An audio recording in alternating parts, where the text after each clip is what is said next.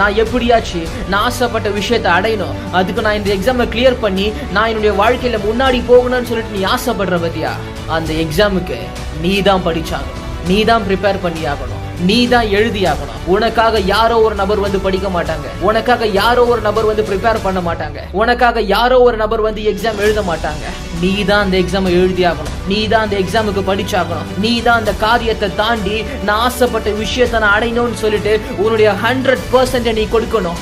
என்ன வேணாலும் நடக்கலாம், சூழ்நிலைகள் எப்படி வேணாலும் இருக்கலாம். முதல்ல உன்னை நீ நம்பு.